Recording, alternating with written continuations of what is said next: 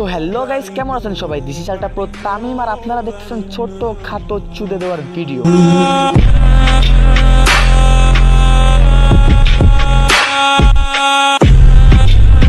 তো গাইস এই ভিডিওটা কোনোভাবে রোস্ট ভিডিও হতে চলতেছে না, কারণ রোস্ট ভিডিও কেমন হয় আপনারা বলেন? রোস্ট ভিডিও হইতেছে যদি কেউ ভুল করে তাহলে ওই ভুল দাতার চোখে আঙ্গুল দিয়ে বুঝিয়ে দেওয়া যে তুমি ভুল করছো এবং লজিক দিয়ে বোঝানো। কিন্তু এই ভিডিওতে কোনো প্রকার লজিক দেওয়া হচ্ছে না বা কোনো ভিডিও ইউজ করা হচ্ছে না। আগে থেকেই বলে রাখি এই ভিডিওটা খুব বাজে হবে। তো যারা ভিডিওটা দেখতে চাচ্ছেন না তাড়াতাড়ি স্কিপ করুন, আর যারা দেখতেছেন তারা কানে হেডফোন দিয়ে বসে যান, কারণ আজকে খুব বাজে কথায় গালি দেওয়া হবে। তাতে আমার চ্যানেলের গুয়া মারা যাক আর যাই যাক।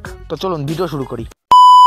তো এই ভিডিওটা যেই খানকির পোলাকে নিয়ে হইতাছে, সে হচ্ছে কন্ডম দুর্ঘটনায় জন্ম নিয়েছে। কোনো এক ভ্যালেন্টাইনের দিনে ওর মা কার কাছে চোদা খাইয়া ওরে পয়দা করছে। তো ওই খানকির পোলারা যেহেতু আজকে ধরবো, তো প্রথম থেকে ধরা যায়। সর্বপ্রথম ওর জন্ম থেকে ওর নাম থেকে শুরু করা যায়। ও ওয়েট, আমরা তোর জন্ম সম্পর্কে জানছি, ওর মা কোথা থেকে চোদা খায় ওরা পয়দা করছে, এটা তো আমরা জানছি। তো চলুন এবার ওর নাম সম্পর্কে বলি। তো এই মাদার চোরের নাম হইতাছে গিয়া অপু। তো সবাই ওকে যেন মাইয়া মনে না করে, এর লাইগা ও অপুর পিছনে লাগাই দিছে ভাই।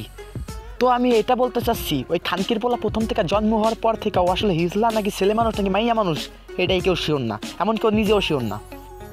অপু থেকে হইতাছে মাইয়া আর ভাই লাগানোর জন্য ছেলে, তো দুইটা মিলে আমার মনে হয় মাদার চোর একটা হিজলা। তো এইবার আসি দ্বিতীয় পয়েন্টে। ওই খানকির পোলা হ্যান্ডেল মারতে ওর শরীরে একদম গাঞ্জাখরের মতো করে ফেলেছিল। গাঞ্জাখর বলতে আছে কেন, ওই খানকির পোলা গাঞ্জাও টান দিত, এর জন্য শরীরের অবস্থা ওরকম হয়ে গেছিল। তারপর ওই খানকির পোলা নিজেরে ফুলাইছে, কি দিয়া ফুলাইছে আল্লাহই জানে, পাম্প কইরা হোক যে কইরা হোক ফুলাই এমন ভাব চোদাইতেছে যেন ওর উপর আর কেউ নাই। মানে দুবাই গেছে, দুবাই গিয়ে এত টাকা করতেছে।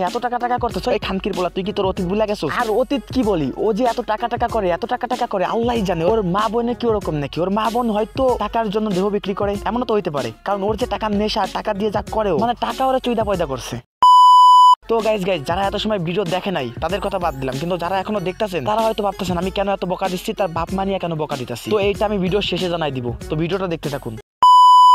এইবার আসি ওমরের নিয়ে। ওই খানকির পোলার আছে ভিউজ নাই, ঠিক আছে, ওর ইউটিউবে নাই ভিউজ, এর জন্য ওমরের পিছনে লাগছে। আর মাদার সত্তরে আমি কইতে চাই, তুই কি ওমরের সাথে মিশছ? সেই খানকির পোলা মিশা দেখছো তো কেমন কুত্তার বাচ্চা, তোর মায়ের আমি চুদি। কারো সম্পর্কে না যায় না মিশা তার সাথে, তার ব্যাপারে খারাপ বলস খানকির পোলা। তুই তো মাইয়া নিয়ে চোদাই বেড়াস। এই খানকির পোলা তুই কি দেখছো তোরে কোনো মাইয়া নিয়ে চলতে? অবশ্য তুই মাইয়া নিয়ে চলবি না কেন, তোর মা তোর বোন তোর বাপের চরিত্র তো এমন। তার বাচ্চা কারোর সম্পর্কে না যায় না শুই না উল্টাপাল্টা কথা কয়। তুই আগে ওর সাথে মিশবি, ওর সম্পর্কে জানবি, তারপর ওর সম্পর্কে যাই না বুঝা উল্টাপাল্টা কথা বলবি, প্রুফ নিয়া, তার আগে না মাদার চোদ।